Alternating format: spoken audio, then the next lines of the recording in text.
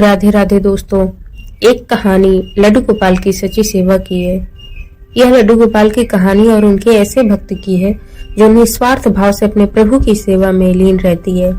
अनजाने में ही सही, लेकिन वो कुछ ऐसा कर जाती है जो सिर्फ एक सच्चे ही भक्त की पहचान है और एक सच्चा भक्त ही कर सकता है। फिर श्री कृष्ण के बाल स्वरूप लड्डू गोपाल की अपार कृपा उस पर बरसती है। तो चलिए अब इस कहानी का आरंभ करते हैं। एक समय की बात है, एक गांव में दो वृद्ध स्त्रियां रहती थीं। दोनों का इस जगत में कोई नहीं था। वे दोनों ही एक दूसरे का सहारा बनकर प्रेम भाव से रहती थी।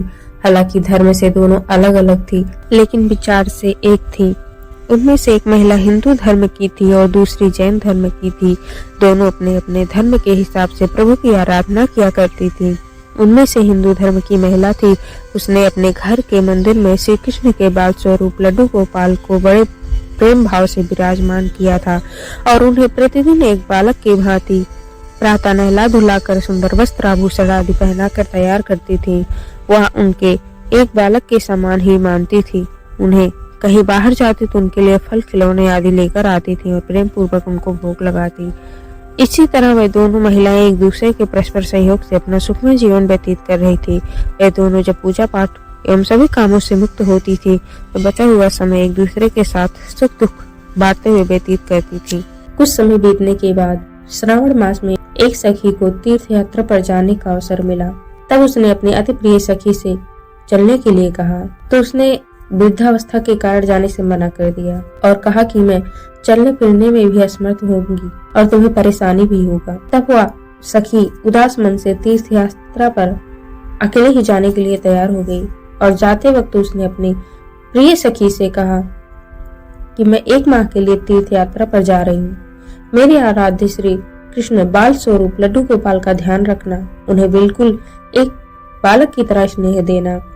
प्रतिदिन स्नान आदि कराकर सुंदर वस्त्र आभूषण पहनाकर भोग लगाना। उस जैन महिला ने सब बातें सुनी और बोली कि हाँ सखी, तुम चिंता मुक्त होकर तीर्थ यात्रा को जाओ। मैं तुम्हारे लड्डू गोपाल का भली भांति ध्यान रखूंगी। इतनी बातें बताकर वह सखी तीर्थ यात्रा को निकल गई और उस महिला की सखी ने सारा कार्यभार अपने सानिध्य में ले लिया और बड़े उत्साह और उमंग के साथ सुबह उठकर खुद नित्य कर्म से निवृत्त होकर लड्डू गोपाल के स्नान की तैयारी में लग गई। उसके बाद जब वो उन्हें नहलाने लगी तो उस सखी की नजर लड्डू गोपाल के पांव की तरफ पड़ी तो वह दंग रह गई, क्योंकि उनके पैर मुड़े हुए थे। उसे लगा कि उसकी वजह से उनके पांव टेढ़े हो गए। इसका मुख्य कारण यह था कि उस महिला ने जब भी उन्हें देखा तो वस्त्रों से एवं आभूषणों से सुसज्जित देखा। इसका मुख्य कारण ये था कि उस महिला ने जब भी उन्हें देखा था वस्त्रों एवं आभूषणों से सुसज्जित देखा था, वो इस बात से अनभिज्ञ थी कि लड्डू गोपाल घुटनों के बल पर बैठे हुए थे। उनका बाल स्वरूप ऐसा ही है। वह बहुत परेशान हो गई, सोचने लगी कि मैं अपनी सखी को क्या कहूंगी। उसने इतने विश्वास के साथ मुझे जिम्मेदारियां दी हैं और मैंने लड्डू गोपाल की देखभाल सही से नहीं की। यह सोचकर बहुत चिंतन में वह बैठी थी। उसे याद आया कि उसकी सखी ने कहा था कि लड्डू गोपाल सिर्फ एक प्रतिमा नहीं बल्कि जीवित होते हैं। बस फिर क्या था, उसने निश्चय किया कि प्रतिदिन उनके पैरों की मालिश करेगी और वह दिन में कई बार ऐसा ही करने लगी। और जैसा कि श्री कृष्ण का स्वभाव है, वो ही इतने कृपालु दयालु उस वृद्ध महिला की इस नादान भक्ति से वशीभूत होकर उन्होंने उस पर अपनी अपार कृपा लुटा दी। और एक दिन वह महिला रोज की भांति प्रातः काल उठकर लड्डू गोपाल को नहलाने का प्रबंध कर रही थी कि उसकी नजर उनके पैरों पर पड़ी। उसे देखा कि उनके पैर ठीक हो गए। यह सब देखकर वह वृद्ध महिला खुशी से फूली नहीं समाई और ये सारा वृतांत सुनाने के लिए अपनी सखी का बेसब्री से इंतजार करने लगी। कुछ समय पश्चात जब वह सखी तीर्थ यात्रा से वापस आई तो वह अपने लड्डू गोपाल के दर्शन को लालायित थी और जैसे उसने लड्डू गोपाल को देखा तो आश्चर्य में पड़ गई। उसने देखा कि लड्डू गोपाल खड़े हुए थे। उसने सोचा कि शायद ये मेरे लड्डू गोपाल नहीं है और अपनी सखी के पास जाकर ये पूछा। तब उस सखी ने बस सारा वृतांत उसे सुनाया।